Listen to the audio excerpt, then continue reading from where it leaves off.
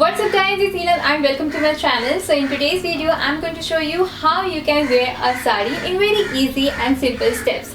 But before moving on to the tutorial, as this video is for beginners, I want you to know some do's and don'ts that you should follow before considering wearing a sari, especially low-waist saris. So without further ado, let's start the video. So the first point is that don't wear front open blouse with a transparent or translucent saris like net, chiffon, georgette, because obviously they are see-through and the gap between the hooks will look quite awkward, especially if you are wearing a very tight fitted blouse. The appearance of the sari doesn't look graceful, so please avoid that.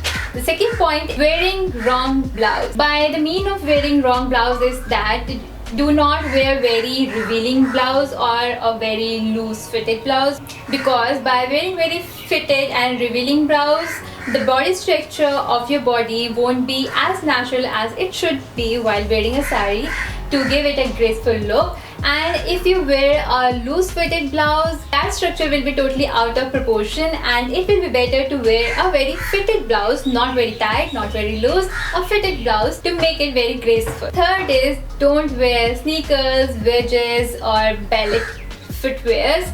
It is recommended to wear heels, and if you are not comfortable wearing heels, go for jutis, go for Kolhapuri chappals, but please don't wear it with sports shoes or sneakers kind of footwear. Please avoid that. Fourth is carrying a wrong purse. So when you are wearing a sari, it is already very flowy and graceful, feminine. The sack kind of bag, like a very big bag, doesn't look good on saris. It ruins the whole look of saris. So it is better to carry a small purse which look elegant, and if you're going to office and have some documents which will not fit into a small purse, it will be advisable to carry a very feminine and professional looking purse. Fifth is wearing a very short blouse. I know every girl wants to look sexy, but wearing short blouse doesn't go with the flow, and it actually crosses the thin line between the sexiness and the vulgar.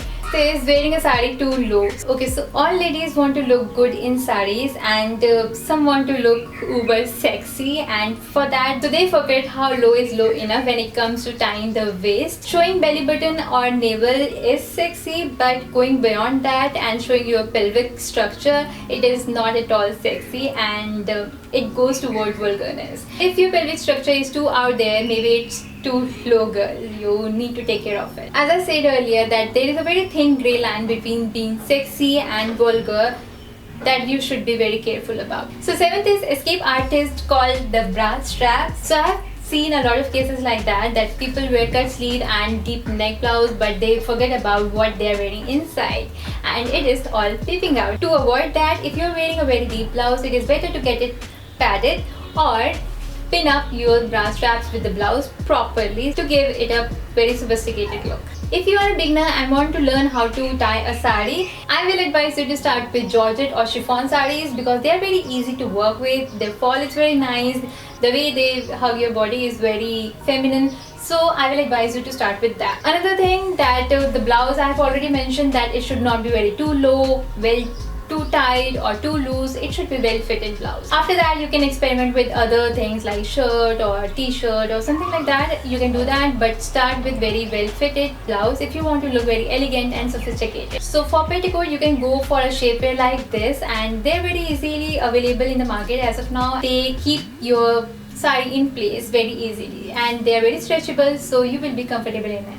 So try sari with that. It will be easy for you because you don't have to tie a string around your waist as well, which will give you mark on your waist. So you can avoid that and use this shapewear. So last point is that before draping your sari and after wearing your blouse and petticoat, it will be better to wear your heels, and you should wear your heels because according to the length of your heels, you will be able to adjust the length of your sari, and it will not look awkward afterwards, and you will not be in the hassle of adjusting it later. So now all the lecture is done. I hope you will not offend with that, because I think it's my opinion, and I just want you to look very sophisticated, elegant and sexy in sari, not go toward vulgarness. Everything is on internet. How you choose, what you decide for your life and what your personality is up to you. Do try trend, but don't make it your personality. So without further ado, now start with the tutorials. I'm wearing a sari shape wear, not too high and not too low, just to show my navel and an inch below that. So I've folded it as well because it's too long for me. I have attached a link in the description box if you want to buy. For blouse, I'm wearing a fitted blouse, not too low, not too high, and not too tight, not too loose.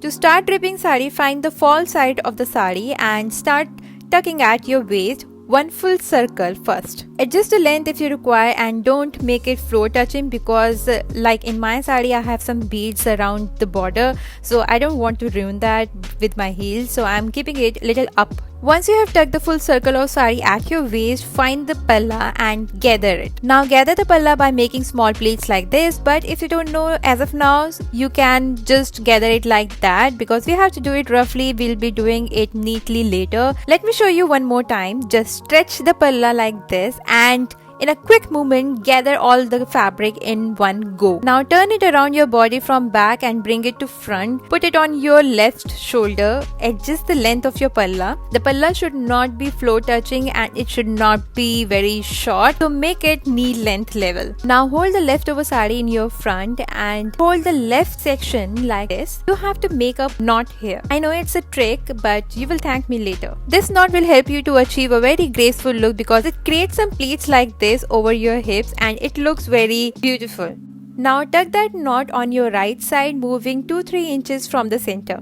So whatever sari we are left with, we have to make pleats of that. So let's see how we should do it. If you are right-handed, hold the fabric like this between your pinky finger and thumb and forefinger and middle finger.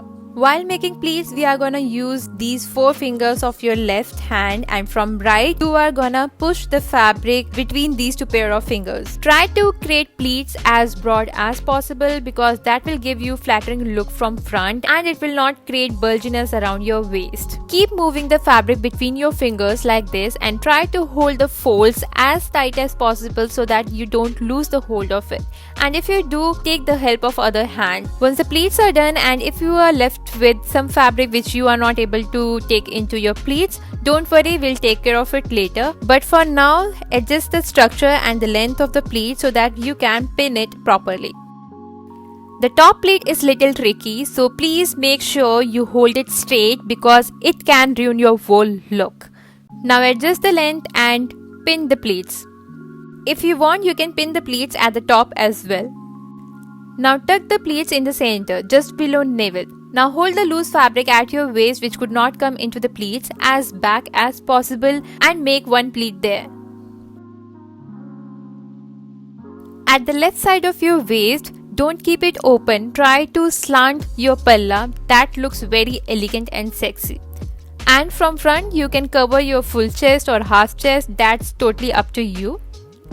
Don't pin the palla in front. Always pin the palla from back. That's it. If you want to keep it open like this, this is the look. But if you want to make pleats of palla, let's do it. Take the palla, start making small pleats in the same way we made pleats for front. The only difference is that you are gonna make very small pleats here because you just want to cover your shoulder. Move the pleated palla higher so that you can adjust it for your shoulder.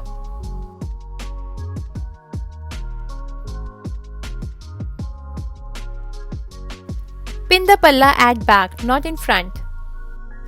That's it, you're all set to slay the world.